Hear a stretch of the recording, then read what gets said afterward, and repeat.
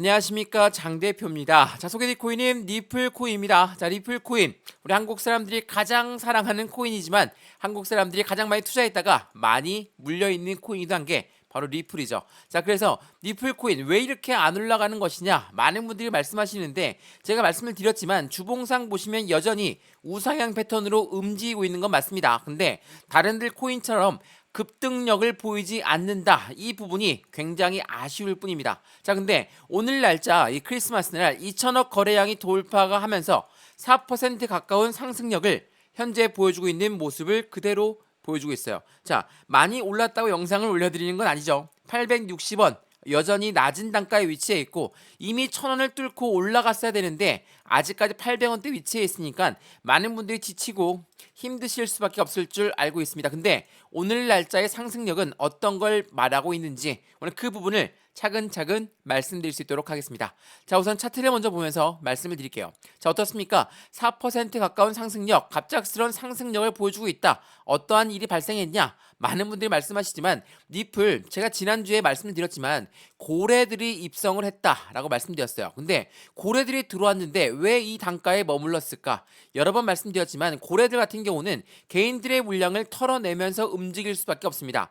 횡보하거나 떨구거나 이 부분으로 개인들은 매도가 나올 걸 고래들은 뻔히 알고 있기 때문에 이 단가에서 계속적인 매집 라인을 구축했다. 얼마입니까? 바로 850원 부근입니다. 자, 제가 이 뉴스를 먼저 한번 보여드릴게요. 이게 굉장히 중요한 뉴스거든요. 자, 우리들은 해당 리플 코인이 안 움직인다. 리플 매도하고 빨리 올라가는 코인으로 바꿔야 되겠다. 그런 말들을 할 때 12월 23일 날 나왔던 속보입니다. 천마에서 1억 리플의 보유 고래는 지난주에 2.23억 개 그리고 지난주 3.6억 개의 리플을 매수했다. 뭡니까? 매집을 했다라고 합니다. 자, 매집을 했다라는 거. 근데 그 단가가 고래들이 들어왔음에도 불구하고 왜 안 올라갔을까? 그 부분은 우린 다시 한번 체크를 해봐야 되겠죠. 왜 안 올라갔을까요? 매집이라는 거는 그렇습니다. 매집이라는 거는 올라가면서 따로 매수하는 게 매집이 아니에요. 고래들은 올라가던 것도 다시 끄집어 내려서 매수하는 것을 매집이라고 한다는 거. 이게 매우 중요할 수밖에 없다는 걸 먼저 말씀을 드리겠습니다.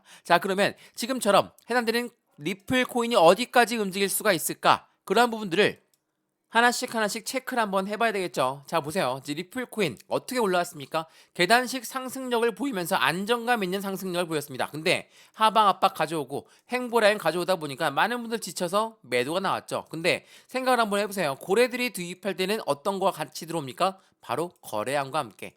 이 거래량들이 엄청나게 유입되면서 상승력을 갖고 왔다가 떨어지거나 횡보할 때는 오히려 거래량은 줄어들었다. 재차 상승력 갖고 왔을 때는 다시 한번 거래량 올라왔다가 또 떨어질 때는 거래량이 줄어든다. 이건 어떤 걸 말합니까? 고래들은 계속적으로 매집량을 구축하고 있지만 떨어질 때마다 매도했던 건 고래들 물량이 아니라 개인들 물량이 나온 것이다. 제가 이번 여러 번 설명해 드렸어요. 그만큼 지난주에 매집했다는 이 850원 이 단가에서도 마찬가지입니다. 떨굴 때 거래량은 안 나오면서 고래들은 매집량을 구축했다라는 거. 이게 매우 중요할 수밖에 없어요. 제가 여러 번 강조 말씀해드렸던 매집과 매수의 차이점을 다시 한번 확인해 보시면 너무나 좋을 것 같습니다. 이해되시죠? 자, 그래서 오늘 리플 코인 어떠한 코인의 움직임을 보여줄 것인지 앞으로 수익 구간을 가져가려면 더욱더 많이 올라가야 되는데 비트코인이 6천만 원을 돌파했고 다른 알트 코인들이 빵빵 올라갈 때 리플만 못 올라갔다. 리플 나 못 믿겠다. 이렇게 말씀하신 분들 많으신데 리플의 상승 모멘텀 뭐가 있습니까? 첫 번째로 CBDC라는 디지털 화폐의 중추적인 역할을 하고 있다. 두 번째로 뭐가 있습니까? 코인과 코인의 송금 시스템을 구축하고 있다. 세 번째 뭐가 있죠? 리플의 IPO, 리플랩스가 나스닥에 상장한다는데 언제쯤 상장할까? 이러한 상승 모멘텀이 있지만 왜 안 올라갔을까? 그 이유를 다시 한번 판단해 보시는 결과를 오늘 영상에서 확인하시면 좋을 것 같고요. 이것 또한 제가 오늘 영상에 모두 설명해 드릴 거니까 차근차근 들어보시는 걸 추천드리겠습니다. 자, 오늘 영상 본격적으로 시작하기 전에 구독과 좋아요, 알림 설정 아랫부분에 따봉 버튼까지 눌러주시면 너무나 감사하고요. 전화번호도 말씀드릴게요. 전화번호가 010-6531번에 7908, 6531에 7908번 여기다가 숫자 1번입니다. 문자 한 통만 넣어주시면 이 모든 부분 먼저 문자로 넣어드릴 거니까 영상도 무료로 보시는 것처럼 제가 넣어드린다는 이 모든 부분의 문자도 무료고요. 카톡방도 무료니까 받아보시고 안정적인 투자의 관점을 함께 만들어 가시면 너무 좋을 것 같거든요. 이 모든 부분은 다 무료니까 상단 전화번호에 숫자 1번 문자 한 통이면 된다는 거 다시 한번 체크하시면 너무 좋겠습니다. 이해되시죠? 자, 그러면 오늘 영상 본격적으로 시작을 해보겠습니다. 자, 리플 코인 여러 번 말씀드렸지만 해당되는 리플 코인의 가장 강력한 상승 이벤트는 CBDC라고 말씀드렸죠. 자, 우리나라 한국은행 총재 또한 CBDC의 활용성 테스트를 이미 시작을 했고 그 부분에 대해서 개발 계약을 이미 체결했습니다. 자, 한국은행 또한 CBDC를 개발 속도를 높이고 있다. 또 CBDC가 뭐길래 그러냐? 디지털 화폐 이게 나는 뭔지 감이 안 잡힌다. 말씀들을 많이 하시는데 우리가 사용하고 있는 종이 지폐, 동전들 이제 이용 안 하죠. 벌써 신용카드만 이용하고 있는데 그 부분이 이제는 뭐로 바뀐다?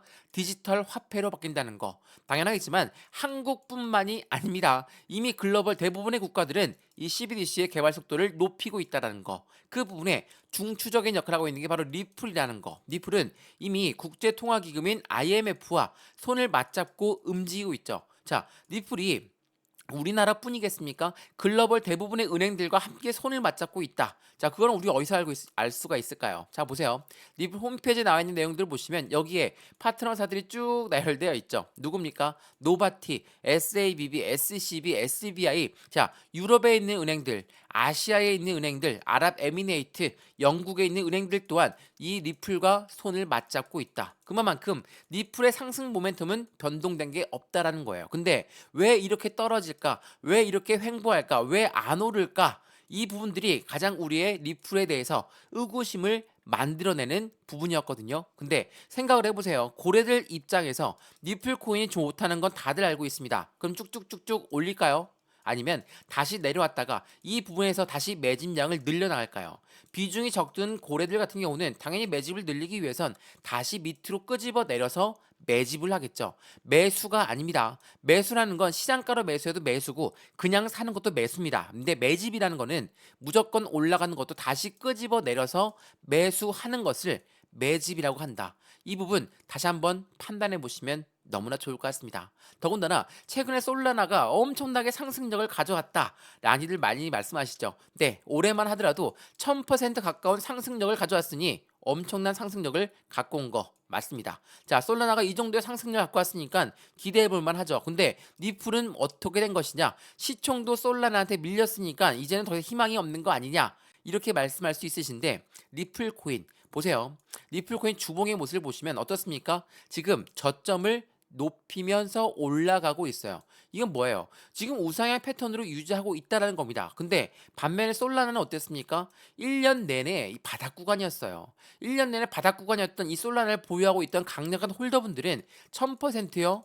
이거 수익 가져가셔도 되죠. 자격 있습니다. 근데 리플은요.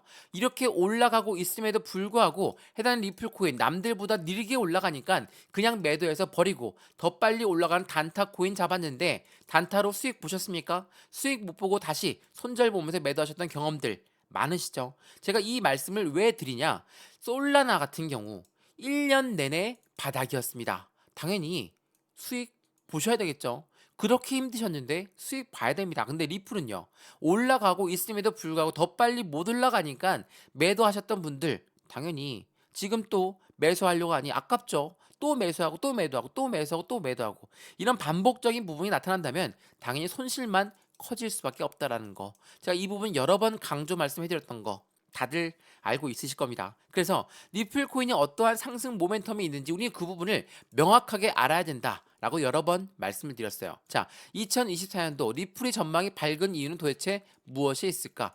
2024년도는 리플뿐만이 아니라 전체적인 코인 시장의 상승력을 우리는 가져올 만한 기대감을 가져오고 있어요. 뭡니까? 현물, 비트코인 ETF를 시작으로 이더리움 ETF까지도 더군다나 알트코인 ETF들이 쭉쭉쭉쭉 나온다. 그럼 뭐합니까? 제도권 자금이 코인 시장에 흘러 들어올 수밖에 없다. 그 자금을 최소 26조 원으로 예상하고 있다. 엄청난 상승 이벤트를 가져오고 있죠. 더군다나 반감기까지도 같이 나와 있습니다. 자, 이 부분도 후에 설명해 드릴 건데 반감기는 채굴량이 줄어드니까 그에 대한 가치는 당연히 올라갈 수밖에 없겠죠. 더군다나 또 무엇이 있을까요? 미국의 대통령 선거까지도. 자, 2024년도에 이렇게 막대한 양의 긍정적인 이벤트들이 쏟아져 나올 거예요. 당연히 전망이 리플 코인 같은 경우는 안 좋을 수가 없겠습니다. 왜? 이더리움과 비트코인이 상승하면 상승할수록 리플 또한 같이 어깨를 나란히 해야 되거든요. 그래서 많은 애널리스트들은 뭐라고 했습니까? 리플 1500%나 상승할 수 있다. 급등 전망의 전제 조건은 무엇이냐?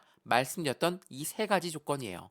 앞으로 시장은 더욱더 커질 수밖에 없다라는 거. 리플 또 하나의 규제 승리를 했다. 이게 뭡니까? 아일랜드 중앙은행의 가상자산 서비스 제공자로 공식 등재됐습니다. 자, 중앙은행에 공식 등재됐다. 우리나라로 치면 한국은행인 거고요. 미국으로 치면 미국 연준이라는 곳입니다. 자, 중앙은행에 공식 등재됐다. 말 그대로 리플이 정말 거짓말만 하는 곳이고 절대 사실이 된 게 아무것도 없다라고 말씀하실 수 있으시죠. 못 올라갔으니까. 근데 이러한 중앙은행들은 무엇을 믿고 리플과 파트너를 맺었을까?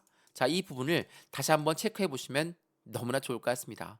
이해되시죠? 자, 솔라나한테 시총이 뒤처졌다. 이 부분이 뭐 그렇게 중요합니까? 솔라나의 시총 5위를 내준 리플 12월의 예상 가격은 얼마일까? 자, 이게 그렇게 중요합니까? 시총이 그렇게 중요해요? 그렇지가 않아요. 자, 우리나라 주식시장 1위가 누굽니까? 부동의 1위 삼성전자죠. 삼성전자는 건들 수가 없어요. 근데 2위는요. 누굽니까? 지금은 LG 엔솔로 바뀌었죠. 그 전까지는 SK 하이닉스였어요. 근데 SK 하이닉스에서 아무런 모멘텀이 없습니까?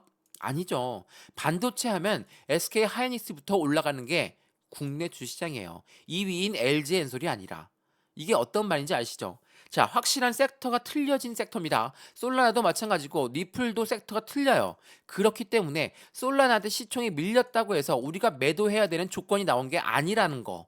이게 매우 중요할 수밖에 없다는 걸 다시 한번 체크해 보시면 너무나 좋을 것 같고요. 2024년도 어떤 걸 앞두고 있다고 했습니까? 블랙록은 왜 하필 비트코인 화물 ETF를 출시할까? 이게 언제 나왔던 뉴스예요? 7월 달에 나왔던 뉴스예요.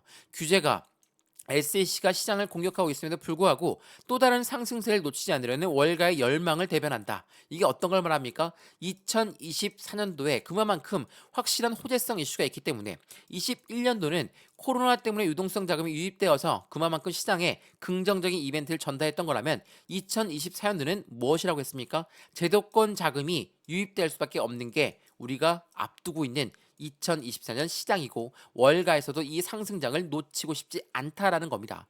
이게 매우 중요해요. 그래서 지금 현물 ETF의 승인이 다가오고 있고 반감기까지도 그 기대감이 다가온다면 26조 원의 자금이 쏟아져 들어올 수밖에 없고 그 기대감은 높을 수밖에 없다. 말씀드렸던 현물 ETF는 펀드입니다. 펀드라는 건 개인들의 자금만으로 절대 운영 못합니다. 그래서 고래들의 자금이 필요한데 고래들이 누굽니까? 개인이고 기관이고 기업이에요. 이러한 아이들 자금이 26조 원을 예상하고 있고 반감기까지 겹쳐 들어온다. 상승장은 더욱더 커질 수밖에 없다라는 걸 다시 한번 판단해 보시면 너무나 좋을 것 같습니다. 이해되시죠? 자, 그럼 어떻습니까? 리플코인 못 올라갔습니까? 주봉상 여전히 보여지고 있는 확실한 박스권을 만들면서 안정감 있는 상승력을 계속 보여주고 있는 현재의 모습을 볼 수가 있고 어디까지 올라가냐? 우리 그 부분이 중요한 거지. 당장 내일 안 올라가더라도 확실한 수익권을 만들 수가 있으면 우리도 솔라나처럼 1년 동안 버티셔야 됩니다. 버틸 수 있으시겠습니까? 제가 그 부분 하나씩 제가 만들어 드릴 거니까 비중 관리는 어떻게 할까? 매수와 매도 시점은 어떻게 잡을까? 지금 당장은 힘들지만 어떻게 추가적인 매수와 신규 매수를 해서 매입단가 높으신 분들은 낮춰야 되고 낮춘 부분으로 수익권을 극대화시키는 부분이 필요한 거니까 이러한 부분들 하나씩 직접 잡아드릴 수 있도록 하겠습니다. 이해되시죠? 자, 오늘 영상은 여기까지입니다. 오늘 리플코인 영상이 유익하였으면 구독과 좋아요, 알림 설정 아랫부분에 따봉 버튼을 눌러주시면 너무나 감사하고요. 전화번호도 말씀드릴게요. 전화번호가 010-6531번에 7908 6531-7908번 여기다가 숫자 1번입니다. 문자 한 통만 넣어주시면 이 모든 부분 하나씩 직접 잡아 드릴 거니까 영상도 무료로 보시는 것처럼 문자도 무료고 카톡방도 무료입니다. 올라간다고 무턱대고 들어가는 게 아니라 떨어진다고 무턱대고 매도하는 게 아니라 안정적인 수익을 어떻게 하면 매매를 하는 건지 그 부분부터 시작하도록 하겠습니다. 자, 오늘 영상 여기까지고요. 언제나 성공적인 투자 정말 진심으로 기원합니다. 감사합니다.